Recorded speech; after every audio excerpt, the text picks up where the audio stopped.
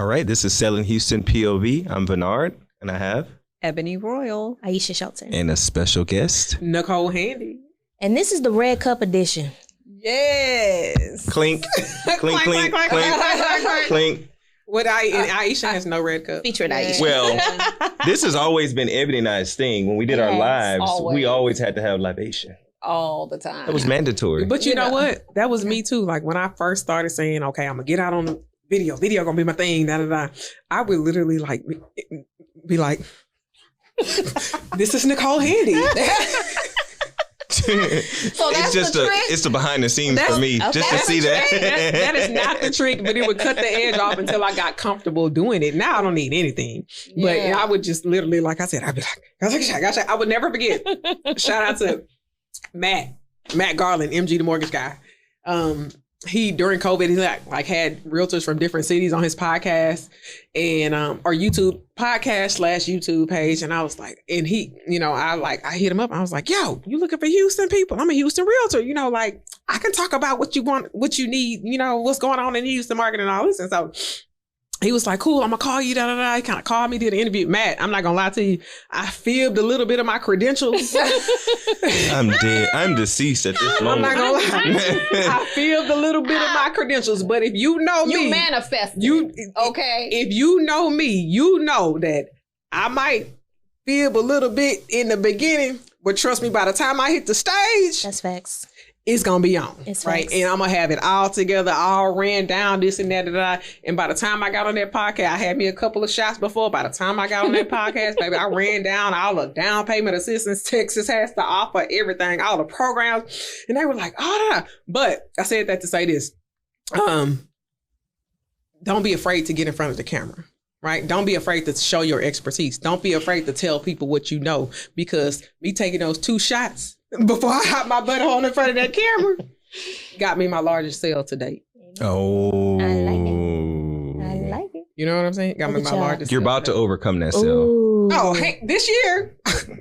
That's nothing. No, I'm joking. So what's your average house is $1 million now, right? 1.1? No, my average sale is not $1 million. My average sale is about 800,000. Okay. Yeah. But you have quite a few 1.1s or 1 millions. Yeah. But again, I started from the bottom. Now I'm here. You know That's what right. I'm saying? Never forget, my first year, I sold 51 houses. My average sales price was $250.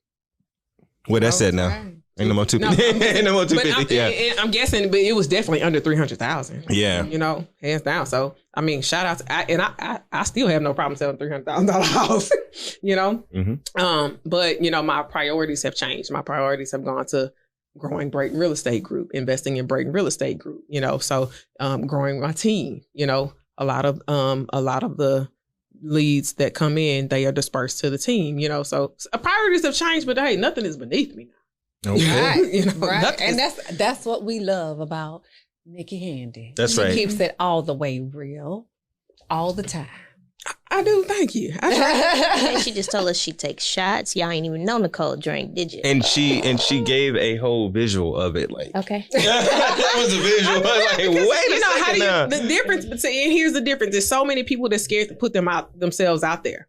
Right? They're not living at their best potential. They're like, why am I not making the money I want to make? Why I'm not getting the visibility that I want to receive? Because you're not doing what it takes. And that's the thing that separates the people, the good from the great, the average realtor from the top producers. The top producers, no matter what, they're going to get out there and get it. Even if it does make them uncomfortable, right? If they are still fearful, they still going to get on the other side of that hump and just be like, screw it. It's whatever. I'm going to do it. I might suffer the consequences later. I might go home and cry later, but I'm going to do it. Yeah. Right. I'm going to show up. Ooh. Okay, what we supposed to be talking about? Show up. Look, I'm so Houston. What we supposed to be talking about? She was finna start doing the South Side in a minute. She was finna Bring it out. Well, I think that's a great segue into our topic. And we're really talking about being able to, sustain business post-COVID. Are the new real estate agents that got into, I call them the COVID realtors. The COVID realtors. So the realtors that got their license during COVID, during a time where it's like booming. Interest rates are 2.5%. You got a line around the corner trying to, your phone ringing off the hook with buyers. Who got that problem? Are they? We definitely have had that problem. Nice. Yeah. So here's are they prepared for the post? I don't think so. And I compare. So if anybody knows me, they know I come from the retail environment, and I compare the current market, or what was the current market right before interest rates start to rise. I think right now we're still busy. I know I am. I can speak for myself. But what it was it reminds me of retail in fourth quarter. Everybody's buying, right? You don't have to be nice to people. You don't have to know what you're talking about. You don't have to know anything. You can just write up a contract. I'm translating from retail to real estate, fourth quarter retail. And that's it. You got a deal. But now it comes to a point where you have to actually work. And I don't know if people are going to be ready for that. I think the conversation needs to be, what can you do to get ready for post-COVID, right? Like, we are here and the deals are coming easier, right? Clientele is coming easier. What can they do? Do you have any advice for what they can do? Go back to basics. But unfortunately, I don't feel like a lot of COVID realtors have learned the basics. Salesmanship. Salesmanship. So I'll give you an example. Listings. Most of the time a good listing realtor will present a 12, 13-step marketing strategy. That's right. And to their clients when they're looking for a sale, they have a 12-point marketing strategy that consists of X, Y, Z, and so on. And you better believe that in order to get that property sold, all 12 points are going to be hit, right? Nowadays, with the scarcity in the market, you can put it up on the MLS, and have a flock of buyers just feeding that. So I don't have to execute my 12-point marketing strategy. I don't have to, worry about the true fundamentals of marketing, several touches and things like that. So I think the people that don't know, the basics and have a good understanding of what we call the basics are, no, they're going to struggle. They're absolutely going to struggle. I feel like it's honestly been a crazy time for new realtors to come into the market. It has been a crazy time because it's been a lot of dog eat dog. Mm-hmm. I feel like it'll be a shock, right? Because you're right. I honestly go into my listings and they're like, oh, I want to paint this and I want to fix that and I want to do this and I'm going to do that. I was like, you don't got to do all that. Exactly. Don't do that. You don't have to do that because of where we are in the real estate market. Now, that'll look different clearly when the market changes. But at this point, do you need those skills today? Because is it useful today? Now, when the market changes, obviously, realtors will have to pivot. We all will have to pivot. It's the same thing we were talking about with the commission. And when we had the conversation about the commission, how we're going to pivot, because at this point, we just live the way we live. We sell real estate the way we sell real estate, and then we pivot when the time comes. But I think it's more so about sustainability. That's right. Do you have to do that today in this market? Probably not. Right. Do you want to be a top producing realtor 10 years from now? Then absolutely. Right, absolutely. You absolutely have to do that. Like, and that's the thing. You see a lot of realtors in and out because they don't have any true fundamentals. Yep. They get in, get some quick money. It's working for me now. Then I get oh my God, the market changed. I don't know what to do. You have realtors been realtors 20 and 30 years. They survived 2008, everything. Yep. They've seen the up and down because they're in it for the long haul. That's they right. understand what I call basic fundamentals and principles of sales, real estate sales, and so on, marketing, whatever it may be. Yep. You'll have you can get some quick money. Absolutely. Right. But do you want a sustainable career? Yeah, you got to go back to basics. So when I think about sustainability and I think about the agents that I know that have been successful for the last 20, 30 years, in my opinion, also it's relationship, right? So they do business with people over time. They work with their children. They work with their family members. It's like a dentist. Right. And I tell the agents on my team this all the time. When you have a dentist, when they say, people always say this, when you have a realtor, like, do you have a realtor? They're like, oh yeah, I'm working with a few. That's not what you say about your chiropractor or your dentist or your OB-GYN. Yeah. You're not like, oh yeah, I have a couple. Like, nah, this is my OB-GYN. And when somebody's like, oh, where do you go who's your dentist? You tell them one person and you refer all those people to that people. Mm-hmm. Relationship is so important. That's and in right. this market, doesn't really matter because I can get in, sell your house real quick, or get you a house really quickly because it's just about the market moving. Sustainability and longevity in this business is about relationship. And everybody that I know that works in this business, that have been here for a long time, they build solid relationships with their clientele. I think That's true. very, very true. Because mine keep agree with calling me. that. Like, what did I do to deserve this? Yeah. I love that. Back to the monster we have created. What did I do? No, but that's true though. That's true. No, I It think that's 100% true. I went to a conference and we're talking about bottlenecks. What's your bottleneck? And, you know, just being very transparent, I told the guy, you know, one of my bottlenecks is I'm not as good as I want to be with following up with past clients because I have an influx of new clients. And he was like, that's the dumbest ass idea I've ever heard. You know, he's like, that's the dumbest thing I've ever heard. I'm like, wait, what? You know, I got all this business coming in. And he was like, why would you focus on nurturing and growing people that you don't know? He was like, they don't trust you. Ooh. Right. You know, he was like, they don't trust you. You got to tell them stuff 18 times in this market before they believe you. Ooh. You got to lose out on 8 offers, you know? And he was like, why don't you focus on the clientele that you've already built that trust with, that already know your expertise, know your work, that's willing to refer you because of the great business you've done. And he said, when a referral, of course, is the best client or lead you can get because a lot of times they don't trust you automatically because they love one trust you. And they don't vet, right? So they don't, when it's a referral, it's just like, oh yeah, such and such sold my house. You can work with her. They not going. I'm not interviewing agents. It's like, oh, I'm going. Yeah, with they automatically trust you. Absolutely. Yeah, the window is. The wall is already down because they came from. I mean, you came as a referral from a person that they already know and trust. That's right. Yeah. You know, so he was like, 85% of our business last year was referrals. That's awesome. That's what you always hear 85%. old agents say, like, oh, I just do referrals. I'm not that I was old. like, I just turned 48. Oh, you told your whole age. Y'all, I know. first of all, You just turned what? okay, 48. I had no 48, idea. Ebony, you're lying. I had Amazing. no idea. Amazing. Yes. 48. Come on, Braids, looking 20-something. Oh my Seriously. God. You didn't know that? No. Yes. I know. And you've been a realtor 48. for 16 years. sheesh. Off and on, both Off and on. part-time and full-time. Yeah. Yes. No. But referral business is great business. And in my opinion, what does that mean for COVID realtors and realtors today? It means that these clients that you get in this market, just make sure that you have some kind of follow-up plan. Mhm. Not necessarily focused there because there is a lot of new business coming, but something's got to. You disagree? No, I agree, but something just hit me. Oh, We're going okay. to talk about it. I'm going to let you get I'm the just point saying, out. just have some kind of. Don't let these people go. And I'm really preaching to myself because I'm like, ooh, I've had so much business come through that same with you, haven't done a good job at nurturing that. And I'm like, okay, how can I reach back? How can I give this small little dip to say like, hey, I'm still thinking about you. You know what I mean? So that's kind of what my team and I are working on is our client experience from contract to close and then the client experience from close till the next year and the year after that. Right. Yeah. Right. Post-closing. Mm-hmm. So I got a funny feeling because I had a funny thought, right?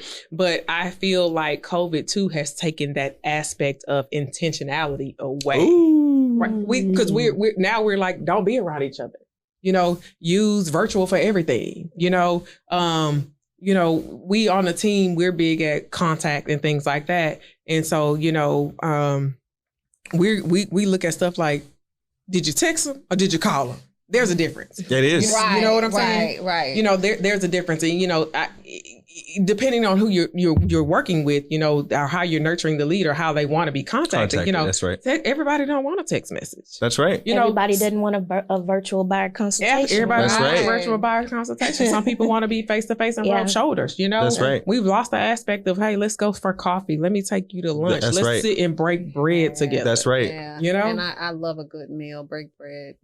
I'm gonna do situation. coffee. I like the meal. I like the food, okay? Give me a full meal, okay? And a glass of wine to go with it. And I think it depends on the clientele, like what kind of bread we breaking, how much bread we spitting, and that would determine where we dine or not.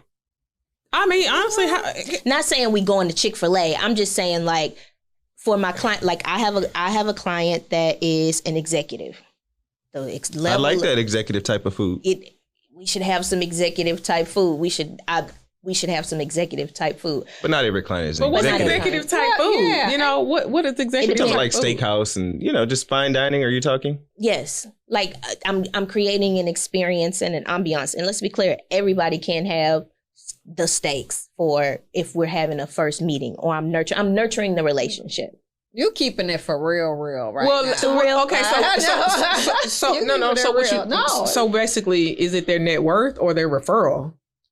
All of it. You know, Right. because And that part- you can that have part. people that has a high net That worth part. that hasn't referred you any business. Right. And that part. I'm not gonna call y'all out and say y'all gonna take somebody to a steak dinner on a $200,000 deal. If they referred me 3 or 4. Yes, if You're you doggone refer- right. Now, Yeah. I don't disagree with that. Absolutely. I don't disagree with that. I'm just talking about being very intentional about nurturing your relationships accordingly. Taking somebody out to dinner is not, that's one way of nurturing. You can still That is nurture one just way. by call. Hey, I just want to check in on you. I do stuff like that when I have the time. Random acts of kindness. Random. That love random that. stuff Oh, really. Yeah. Shout out to the top 50. I was gonna Love the top 50. 8651. Right. I was going to say, well, we have a system in place, a great follow-up system in place. Yep. Let me Every tell month. you something. If Have you my started follow-up system is not in place, they will fire me. They will Wait a minute. fire Can we me. take it back? Can we So take I it have to back? be on point. Can we take it back? I want to talk about it, y'all, because We it's telling something. our secrets? No, we're not telling our No, secrets. we don't tell It's something- secrets. It's, no, but we danced around the topic. I Okay. mean, we point of view, we getting real. Let's get real. Let's get real. So, do you guys treat the clients that's buying lower end homes different than you treat the ones that's buying higher end homes? I No. absolutely don't. I mean, No. I go so hard for my clients. It's ridiculous. I mean, I don't care what you buy. I sold a Right. $168,000 house. I sold a $126,000 house, and I treated them as if they were buying $1 million house. What about your gifts? I'm sorry, I didn't mean treat like all of them deserve the same. Now treatment. tell the Everybody truth. gets Your gift and your nurture. Tell the whole truth. Your, See, your they trying gifts. to Do you get does the gift look different? Does the tell. Well, I truth. have to be honest, and I haven't gotten into the $1 million price point yet. So We're gonna manifest it though. right, Okay, so we're gonna tell me. manifest it, but I haven't gotten into the $1 million price point, and no, my clients all get similar gifts. Same. for me it's. Come on, Nicole. Right. No, for me, I mean, let's not hide it. Y'all see the Versace robes, POV. and Right. Point of view. yeah, no, y'all seen me give the Versace robes and this and that. I will say this: a Versace robe is about the most expensive gift I've given, and in some cases, been husband and wife. Mhm. You know, Mhm. in some Fancy. cases, that's about the most expensive gift I have given. And what do they cost? They cost. Ooh, she putting you out there. No, out there. Y'all want the they real? cost like $650, $659, something like that. Almost $700. That's not bad. Really not bad. Yeah, That's yeah, not bad. yeah, Oh my yeah, gosh, yeah, I yeah. give $500 gift cards sometimes. Yeah. So I mean, in my opinion, that's about the most Yeah. expensive gift I've given. And Well, I'm gonna start giving them too. but I've seen them be given in all price points. You Right. know, Mhm. sometimes I give gifts that people don't see. Like, for example, money back on your closing, because if you wouldn't be able to close on the home if That's a I didn't. gift. Right. You know what I'm saying? And I certainly look at that as a gift. I'm giving money from my commissions towards your closing costs. Absolutely. You know, so I certainly 100% look at that as a gift. But back to the question at hand, which was, do you buy different gifts based on the price point? And being very truthful, I sometimes do. You know, especially if we've gone through the Richter together, you know what I'm saying? Right, you know, right. like in some cases, I've had clients where they've bought multiple properties with me. Mm-hmm. That You know, repeat business. Yeah, repeat Right. business. You know, their gift may look a little different. You know, I'm a lead by revenue person though. You know, I can't Right. spend money I don't have that I don't make. You know My what I'm broker saying? says that too. Yeah, I'm a lead by revenue sound like a person. And that's Practical smart. person. I'm dead serious. I'm Sound a like a lead by business owner revenue over person. there. How can Sound I buy you a that's six? Sound like a Capricorn. How can I buy you a $600? Sound like you own a brokerage. How can I buy you a $600-$700 gift? Sounds like a business owner. Yeah, no. Sound like but you own a how can I whole buy you a brokerage. $600-$700 gift and my commission is only $1,000? Yeah. You know what I'm saying? But if you really, really, truly think about it, I've given more gifts to the to people buying lower end homes than the higher end homes. Mm. You know, I've cut my commission in half because it's made a break if they're going to be able to get the house or not. And that's quite a gift. You know what I'm saying? And that is 100% a gift. And when I say cut my commission in half, we're looking at $4,500 and stuff like that. You know, $5,000 just for people to get in a home. You know, life stuff happens. Now, let me say this. I am not giving away dollars. I am not. I'm not in the business of giving away my hard-earned commissions because I do work doggone hard for them. You know, but if at the end of the day, you know, stuff happens. I had one time I had a client that got in a really, really bad car accident. You know, and had to spend some of the money on medical bills. And so it's kind of like, do I get my house or keep my life? You know, and that's kind of like a no-brainer. Of course, I'm not gonna, you know, I can sell another house. You know what I'm saying? So of course, I'm not gonna be like, screw you. You know, you spend all this money on the medical bills just to be able to walk again, and you can't get the house. Right. You know, in those instances, I will give it. So I've given more money on the lower end than I have on the higher end. So I feel like people remember because that's one of my focuses for this year is the client experience, what people experience when they're with me. And people remember the beginning, how you made them feel, the end when you get to the close and how you made them feel. And I feel like those two places, I mean, there's lots of stuff that's going to happen in between. And I tell my clients all the time, we're going to do a whole bunch of this. It's going to be an emotional roller coaster as we go through this process. I want to make sure, and I'm thinking this is from a business perspective, I want to make sure that when you come into this process, you feel good. When you leave, you feel good. And I'm going to hold your hand and take you through this process, these ups and downs, and also that I get referrals because I want you to remember that it was good. I want you to start off good, and I want you to remember that it's good, and the rest is in between. You know, you're gonna make me hire you. A lot of our business is how we make people feel. A lot of just sales. Period is how you make people feel. We are in the. I tell the agencies we are in the feel good business. You know, I hear this every day. We're not gonna feel good. No, it's true. We are in the feel good business. People will never forget how you make them feel. That's right. You know, that's true. Never forget how you make them feel, even when it's not your fault, even when the lender is trash. Right. You know, a lot of times, trash lender. Huh? And you referred. You heard it here first. But you made them feel bad because you referred the trash lender. Oh, okay. Well, did y'all see my stories today? So my client applied with one of our preferred lenders, and they said, "Who referred you?" And they said, "The amazing Ebony Royal." Oh. That's how I make my clients. That is how you make your clients feel. I've heard that about you before. Mm-hmm. So I think that's amazing. That is amazing. Yeah. They wanted to make the royal move, I'm guessing. and get the royal feeling. Exactly. Wait a minute now. I don't know about all that. Don't give me no royal feelings, Ebony. I might have to talk to you. Right. He's the only one that needs the royal feeling. The royal feeling. That's so funny. But no, back to the topic at hand, right? Realtors. We know a lot of you guys watching. We appreciate it. Yeah, we do. Much well, you watch them. They appreciate it. She'll be back. I appreciate it too. She will be back. She'll be back. But go back to basics. Learn the fundamentals of sales, the fundamentals of real estate sales. Learn things like nobody talks about the DISC assessment. Right? Like learn your personality traits and communication skills. You know, hone in, sharpen your communication skills, sharpen your market expertise.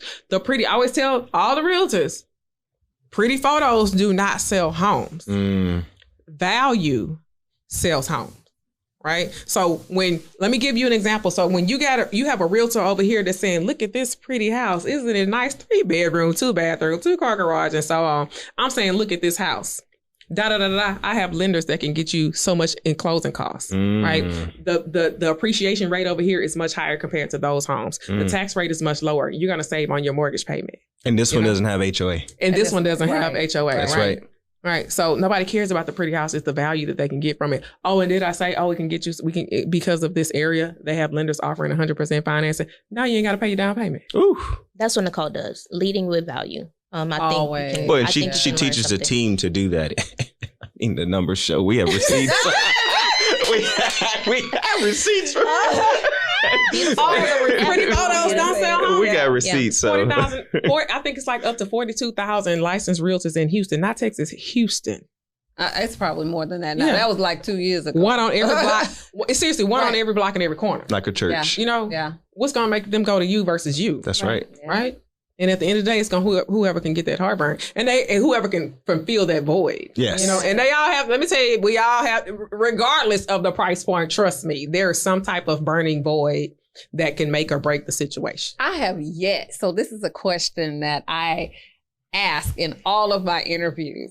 We have over 40,000 real estate agents in Houston. Mhm. What is going to set you apart?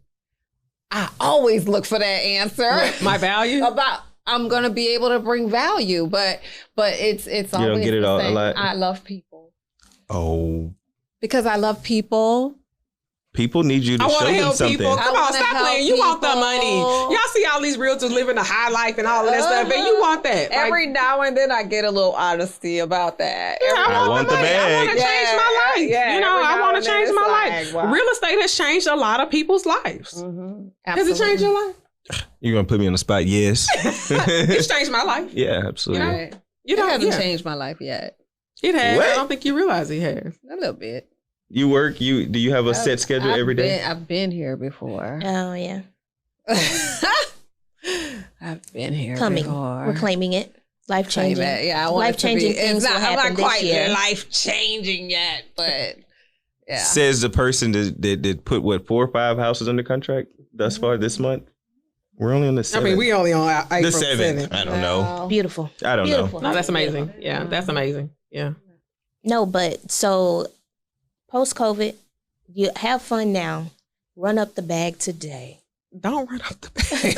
Don't run up the bag. Be Don't run smart up the with bag. your A money. recession is coming. Seriously, don't run up the bag. A recession is coming. Yes. Let that me be clear. is- My strategy, my husband and I's strategy is I'm like, okay, we can make a lot of money in this market right now. Right. Let's make as much as we can so that when the market does what it's supposed to do, which is correct, we'll be ready for all the opportunity that's available. So do that. Yeah, Oh, okay, and, yeah. oh, it will be That. some opportunity. It will be. But when that's, that door starts knocking. and you better that's be a ready. wealth That sounds like a But gospel here- song. Yeah, it's gonna be ready. Just That's when the wealth circling transfer all happens. the way back to what Nicole said earlier about investing. And I always talk to my clients about leverage, right? You got to buy now so that you have leverage when it happens. That's right. Okay? Get your leverage today.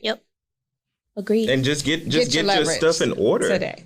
Paying over $2,000 for somebody else's mortgage just doesn't sit well with Okay, me. let's say this too. Now let's get our credit in order too, because we don't talk about that. You can't leverage anything without credit. That's right. Financially wise. Let And I them think know. that's the aspect that we miss. Buy now. And a lot of people, fortunately, in our community, Lord help Yeah. us, they do just enough to get the house. And it Yeah. all goes back to hell. No, Yeah, it shouldn't and be that guys, way. We Keep are your- still in Yeah. last place for home ownership. Mhm. We Yeah. are in last place. African Americans are in last place for home ownership. Keep your finances in check. Keep your credit in check. Yeah. You That's a can't whole nother let- episode. It sure is. Nicole Handy will We be need to get back. Maggie on here. Maggie sells credit 25K. Credit. We need to get her on here. Ah, Okay, okay. but she'll help Okay. you. She will help. Shout out to Maggie, but All right, Maggie. Yeah, We'll I call mean, you Maggie, yeah, Look. yeah. She make sure you keep your credit in check, and it's not just for whatever. You know, you'll see these credit repair people out here saying, "I can get you a car." Right. You know, I can do this, and we can get you. We can get you all this material stuff. No, don't just do it. Don't That don't buy the bothers trade me. line. Don't get the trade line just for the time Right. being, right? Right. You know what I'm saying? Okay, get the trade line just for the time being, but work on your stuff and continue to work on it. Like they do Yeah. credit, they fix somebody credit and then they post a picture of a Mercedes. That is not credit repair. Yeah, That I'm fixing bothers your me. credit to get you in debt. Like, that Right. bothers Hello. me. So you can go buy a depreciating asset. I was going to say Well. assets versus liability. That's going to be on our next It's a whole nother movie. podcast. Assets versus liability. Keep I like your it. stuff in check. Keep That's your right. stuff in check. Keep your stuff in check.